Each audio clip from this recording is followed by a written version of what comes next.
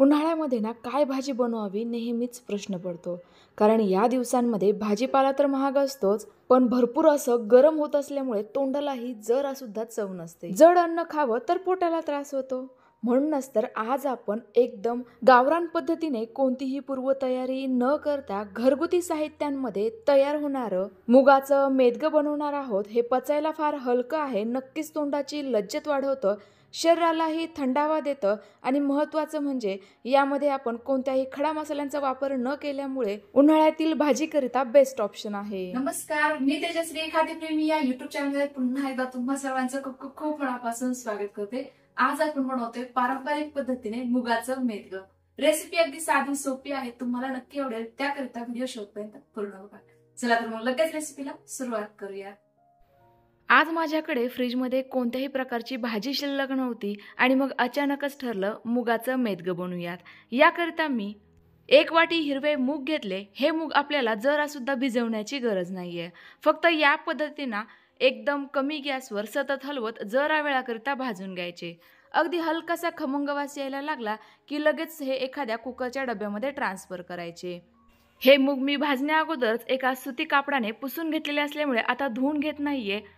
त्यामुळे मुगाच्या दुप्पट यामध्ये पाणी घातलं. आता हा कुकरचा डब्बा आपण कुकरमध्ये ठेवूयात आणि फुल गॅसवर 3 ते 4 शिट्ट्या काढून घेऊयात. या मुगाच्या भाजीसोबत भातही मस्त लागतो, त्यामुळे मी जरासा भातही लावला आहे.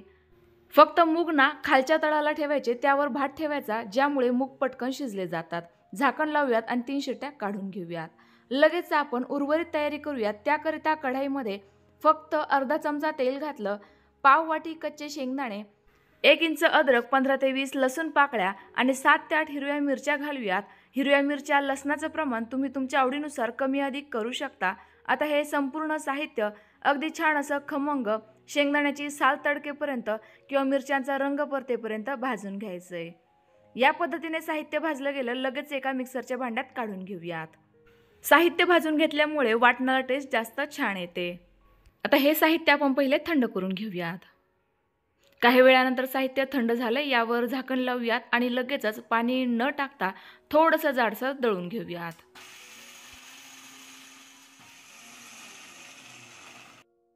तर बघा आपल्या या वाटणाला अगदी परफेक्ट असं टेक्स्चर आलेलं आहे. आता यामध्ये थोड्याशा कोथिंबीरीच्या काड्या घालूयात, देठ घालूयात.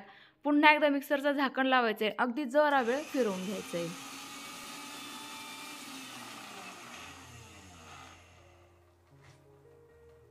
अगदी छोटंसं आणि साध्या पद्धतीचं आपलं वाटण या ठिकाणी तयार झालंय. इकडे आपल्या कुकरच्याही शिट्ट्या झालेल्या आहेत. झाकण खोलून बघूयात. भात मस्त असा व्यवस्थित शिजला गेलाय. याचा डब्बा साईडला काढून ठेवू आणि मूग बघा, कुकरच्या फक्त 3 शिट्ट्यांमध्ये काय मऊसूत व्यवस्थित शिजले गेलेले आहेत. अगदी बोटांवर दाबले तरी देखील मऊसूत मॅश झाले. लगेच हे मी पळीच्या मदतीने छान असे घोटून घेते. तुमच्याकडे मॅशर असेल तर त्याच्याने देखील हे व्यवस्थित असे घोटून घेऊ शकता.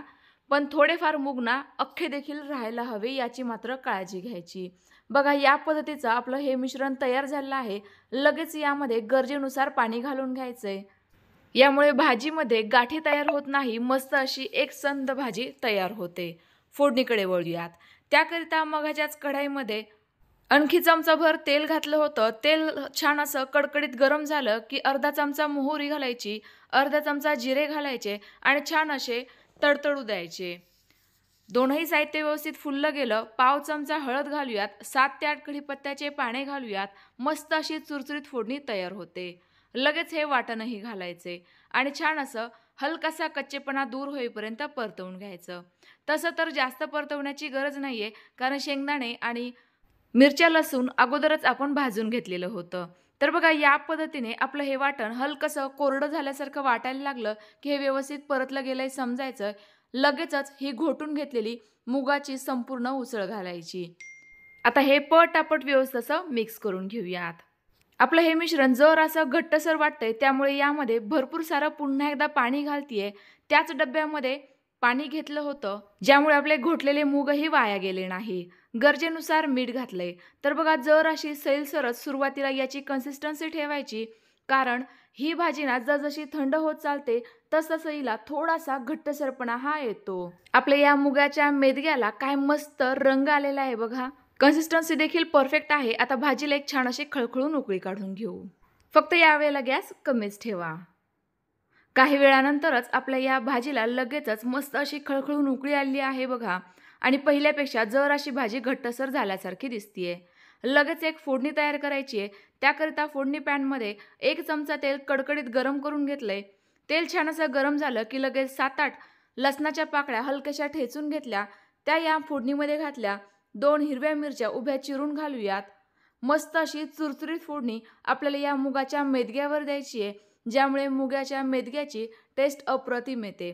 सर्वात शेवटी पाव चमचा हिंग घालायचं आहे आणि ही चुरचुरीत गरमागरम फोडणी भाजीत टाकली की लगेचच झाकण ठेवायचं आणि फक्त 5 मिनिटे वाफ काढून घ्यायची. यावेळेला देखील गॅसची फ्लेम कमीच ठेवायची. मस्त असं चमचमीत चवीचं आपलं मुगाचं मेदगं या ठिकाणी तयार झालंय. सर्वात शेवटी जर अशी बारीक चिरलेली हिरवी कोथिंबीर घातली. तुम्ही आजची ही रेसिपी कधी ट्राय करणार आहे कमेंट्स करून नक्की कळवा. तयार झालेली भाजी चपाती, भाकरी, भात अशी कशासोबतही सर्व करू शकता. जबरदस्त चवीची लागते. थोडी कमी तिखट बनवली तर अगदी 6 महिन्यांच्या वरील बाळाला देखील तुम्ही पेज स्वरूपात ही भाजी पाजू शकता. तयार झालेली गरमागरम भाजी लगेचच सर्व करते.